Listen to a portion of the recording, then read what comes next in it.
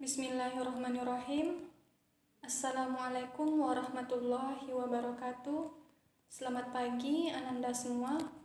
Semoga dalam keadaan sehat walafiat. Baik Ananda, pada pagi hari ini kita akan melanjutkan materi kita yaitu permintaan dan penawaran uang. Nah, sebelum kita memasuki materi tersebut, seperti yang Ibu sampaikan minggu lalu, kita pada hari ini akan mencoba dulu untuk menghitung laju inflasi. Silahkan Ananda perhatikan tabel berikut.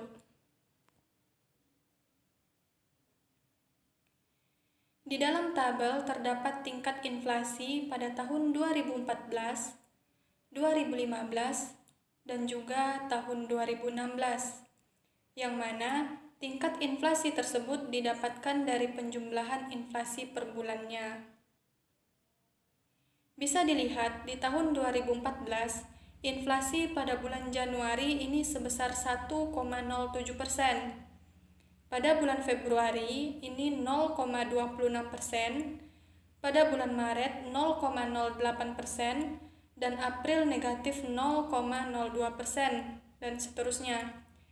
Jadi, total inflasi pada tahun 2014 yaitu sebesar 8,36%.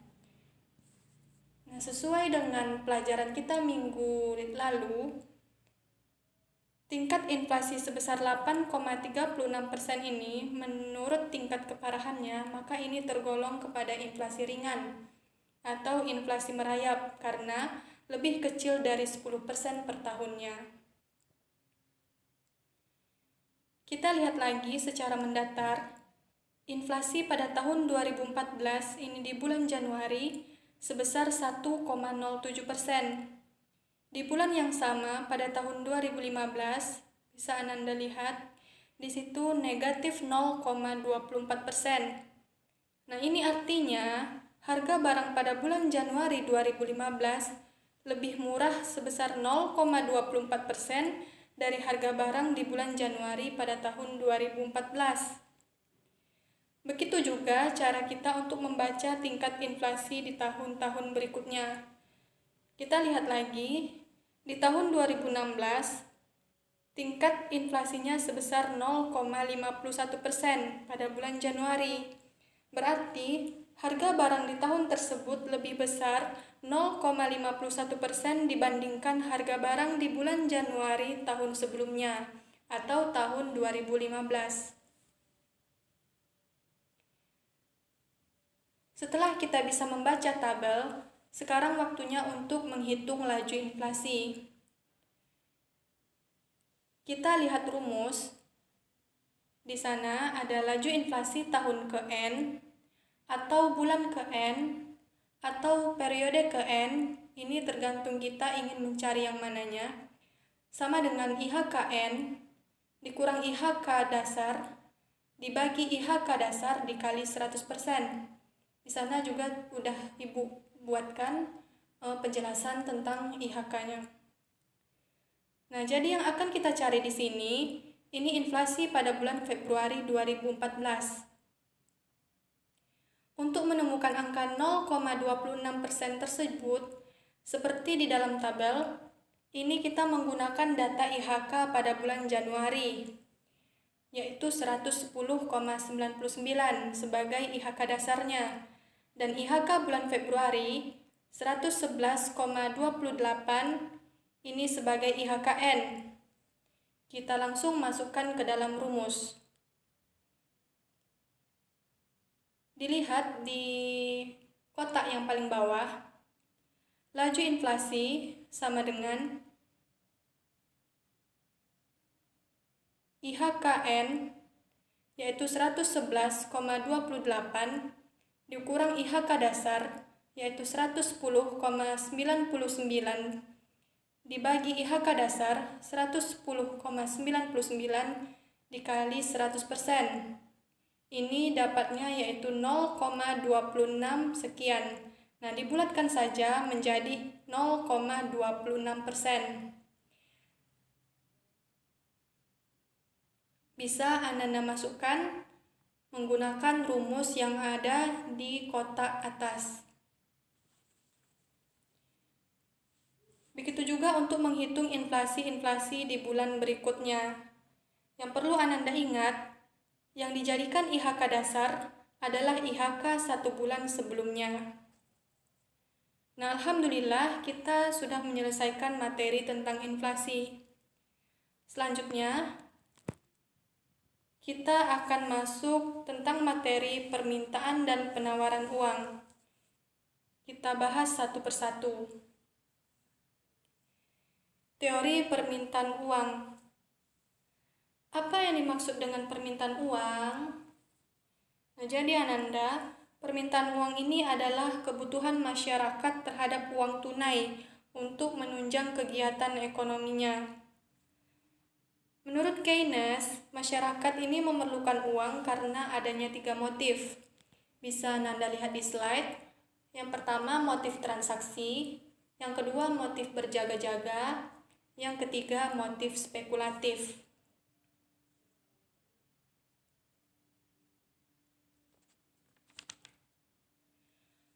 Motif transaksi ini merupakan motif yang paling umum, yang paling dasar, yang mana masyarakat memerlukan uang tentu saja untuk membeli barang atau jasa yang mereka inginkan.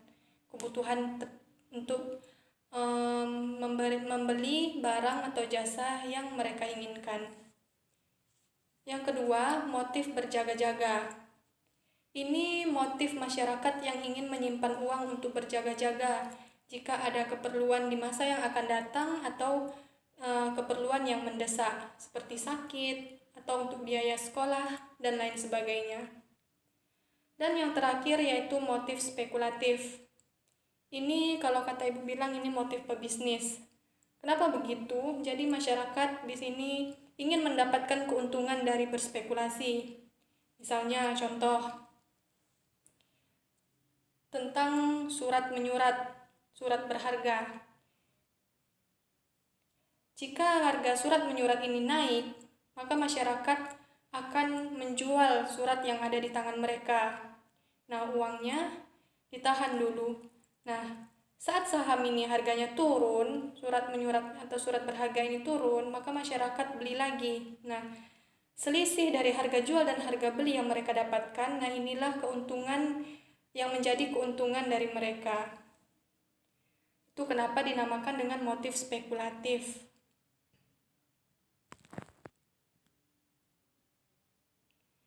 Selanjutnya di sini juga Ibu sudah menyediakan kurva tentang permintaan uang. Bisa Ananda perhatikan. Kurva pertama, kotak yang berwarna hijau itu motif transaksi. Yang berwarna merah itu motif berjaga-jaga. Dan yang berwarna biru itu motif spekulatif. Jadi kesimpulannya Ananda, permintaan uang pada motif transaksi dan juga motif berjaga-jaga, dua kurva yang ada di atas, ini sangat bergantung dengan pendapatan. Jadi semakin besar pendapatan, maka semakin besar pula permintaan uang. Seperti yang dijelaskan di kurva, bisa Anda lihat, itu garis yang vertikal atau yang tegak lurus, itu adalah pendapatan. Dan yang horizontal itu adalah uang. Jadi, saat pendapatan sebesar Y1, maka permintaan uang sebesar M1. Y1 itu yang ada di atas, dan M1 itu yang ada di paling kanan.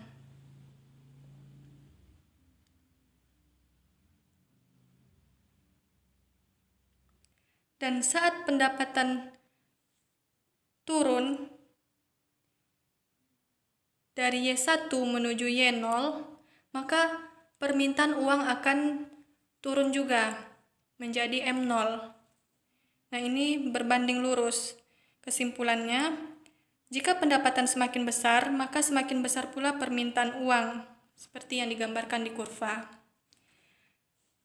Nah, berbeda dengan motif transaksi dan berjaga-jaga tadi, Kalau motif spekulatif ini sangat bergantung kepada suku bunga, tingkat suku bunga. Jika suku bunga naik, maka permintaan uang akan menurun. Dan jika suku bunga turun, maka permintaan uang akan naik, seperti yang dijelaskan di kurva. Garis yang vertikal itu adalah tingkat suku bunga, dan garis yang horizontal itu adalah uang. Diperhatikan lagi, saat suku bunga sebesar R0 itu yang ada di bawah, R yang ada di bawah, maka permintaan uang sebesar M0.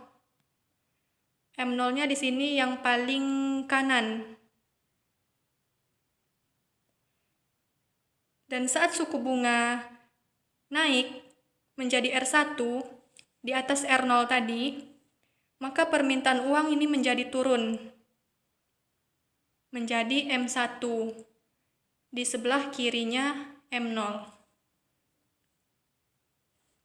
Mungkin ada dari Ananda bertanya, kenapa Bu, kok saat suku bunga naik malah permintaan uang turun? Nah, jadi jawabannya, ini dikarenakan masyarakat akan cenderung menabung uangnya saat suku bunga naik, karena mereka ingin untung. Nah, beda halnya, saat suku bunga turun, maka masyarakat akan menarik kembali uang tersebut, karena masyarakat lebih menyukai uang tunai, uang cash, dibandingkan harus ditabung di bank karena suku bunganya rendah. Nah, jadi otomatis maka permintaan uang ini akan meningkat karena suku bunga turun. Jadi begitu.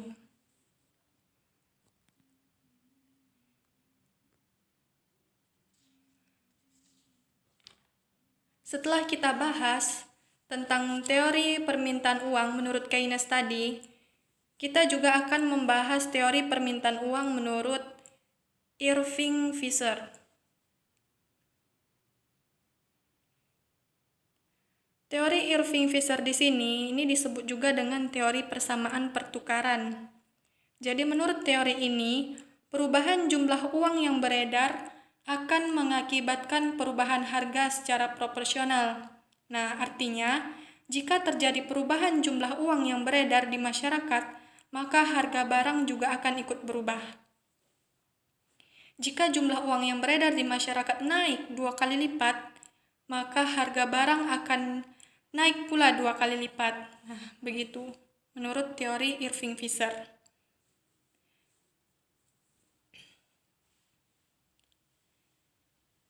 Jika Ananda masih ingat, teori Irving Fisher ini sejalan dengan yang kita pelajari pada pertemuan sebelumnya tentang materi inflasi.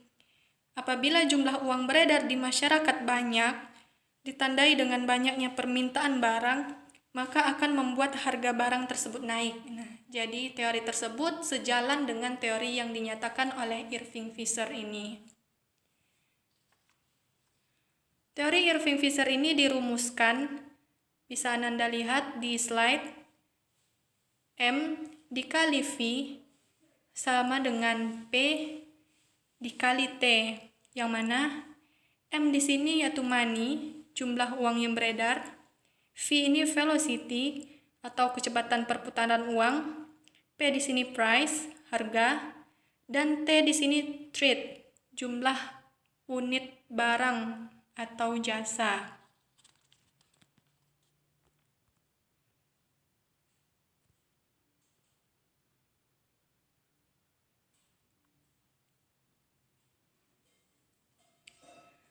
Baik Ananda, setelah kita mengetahui rumus tadi, maka kita akan coba untuk menghitung jumlah uang yang beredar di masyarakat. Dilihat di soal, ini suatu transaksi ekonomi pada tingkat harga sebesar 1 juta rupiah, barang yang terjual ini sebanyak 100 unit. Nah, kecepatan peredaran uang pada saat itu sebesar 10 kali. Tentukan jumlah uang yang beredar dalam transaksi tersebut. Nah, yang diketahui di sini yaitu P, price, harga. Ini harganya tadi 1 juta rupiah. T, di sini jumlah unit barang, ini 100 unit. Dan V, velocity atau kecepatan uang, ini 10 kali. Nah, yang ditanyakan di sini yaitu M atau jumlah uang yang beredar. Nah, penyelesaiannya kita merujuk ke rumus M dikali V sama dengan P dikali T. Maka rumus ini juga dapat berubah menyesuaikan apa yang ingin kita cari. Kita ingin mencari M-nya yaitu jumlah uang yang beredar, maka rumus ini berubah menjadi sama dengan P dikali T dibagi V. Kenapa menjadi berubah? Karena posisi V ini berpindah ke sebelah kanan, maka posisi yang tadinya ini kali menjadi bagi. Jadi P dikali T dibagi V. Maka didapatlah M di sini sama dengan 1 juta, ini P-nya, price, dikali 100, ini T-nya, dibagi 10, ini V-nya. Jadi M ini sama dengan 10 juta. Nah, maka jumlah uang yang beredar dalam transaksi tersebut sebesar 10 juta rupiah.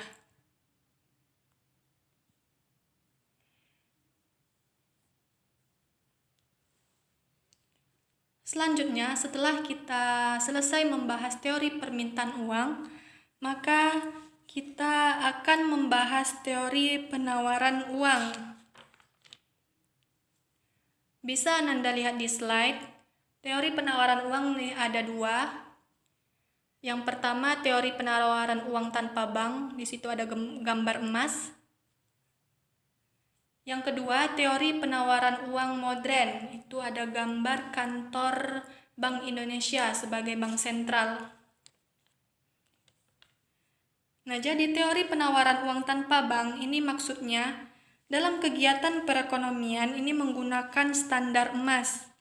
Emas menjadi satu-satunya alat pembayaran, sehingga pada teori ini tidak ada campur tangan pemerintah dalam mengatur kebijakan moneter di pasar uang, yang mana jumlah uang yang beredar hanya bergantung pada produsen emas. Maka penawaran uang hanya akan bertambah apabila produsen emas memproduksi emas baru. Jauh berbeda dengan teori penawaran uang tanpa bank. Kalau di teori penawaran uang modern, itu banyak campur tangan dari pemerintah. Makanya di sana tadi Ibu menggambarkan adanya Bank Indonesia sebagai bank inti yang akan mengatur perekonomian atau kebijakan moneter. Slide yang selanjutnya yaitu faktor yang mempengaruhi permintaan dan penawaran uang.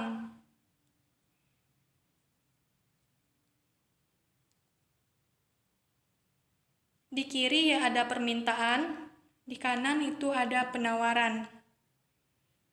Di situ sudah sangat jelas ya Ananda, faktor yang mempengaruhi permintaan dan penawaran uang ini nomor 1 sampai nomor 4 itu sama. Yang pertama ada faktor selera masyarakat, yang kedua kekayaan masyarakat, yang ketiga fasilitas kredit, dan yang keempat harapan tentang harga. Nah, ini menurut Ibu sudah sangat jelas sekali. Kita akan bahas saja yang nomor 5 di permintaan. Yang nomor 5-nya yaitu sistem atau cara pembayaran yang berlaku. Ananda sudah tahu ya, bahwa dalam cara pembayaran tentunya tidak hanya menggunakan cash atau uang tunai saja, tetapi ada kartu debit, cek, dan lain sebagainya. Ini juga mempengaruhi penawaran uang. Apabila banyak masyarakat yang menggunakan kartu debit atau kartu kredit atau cek, maka tentu masyarakat tidak menggunakan uang cash atau uang tunai. Nah, maka di situ dapat kita simpulkan bahwa permintaan uang itu turun karena masyarakat lebih cenderung menggunakan kartu, tidak menggunakan uang tunai atau uang cash. Yang keenam, ada kepastian tentang pendapatan yang diharapkan. Nah, ini sudah sangat jelas. Bergeser ke faktor penawaran, yang kelimanya yaitu tingkat suku bunga. Semakin tinggi suku bunga masyarakat, maka masyarakat semakin banyak menabung di bank, seperti yang Ibu jelaskan tadi. Masyarakat ingin mendapatkan keuntungan dari mahalnya atau tingginya suku bunga. Nah, sebaliknya, apabila semakin rendah suku bunga, maka masyarakat ini enggan menabung. Masyarakat akan menarik uangnya kembali karena mereka lebih tertarik untuk memegang uang cash atau uang tunai dibandingkan harus ditabung di bank karena suku bunga itu rendah. Dan yang terakhir yaitu pendapatan. Nah, ini sudah sangat jelas sekali. Apabila semakin besar pendapatan masyarakat atau seseorang, maka semakin besar pula jumlah uang yang beredar di masyarakat. Baik Ananda, itulah pembahasan dan materi permintaan dan penawaran uang. Ibu harap Ananda mengulang kembali pelajaran ini di rumah. Diulang kembali memutar video ini terkhusus untuk pembahasan perhitungan dan juga kurva tadi. Besar juga harapan Ibu agar Ananda juga mencari sumber lain yang relevan dengan materi kita pada pagi hari ini, agar pengetahuan Ananda juga lebih luas lagi. Ibu ingatkan kembali, jangan lupa untuk mengerjakan tugas-tugas yang diberikan baik oleh Ibu maupun Ibu Dora, karena sebentar lagi kita akan menghadapi ujian semester. Jadi alangkah baiknya untuk menyegerakan mengerjakan tugas-tugas yang mungkin belum dikerjakan. Selamat belajar. Pertemuan selanjutnya kita akan membahas materi tentang kebijakan fiskal dan moneter. Silahkan Ananda untuk mempersiapkan diri dan juga mencari materi-materi yang berkaitan dengan kebijakan fiskal dan moneter. Terima kasih. Billahi taufik walhidayah. Wassalamualaikum warahmatullahi wabarakatuh. Selamat siang. Sampai jumpa di pertemuan berikutnya.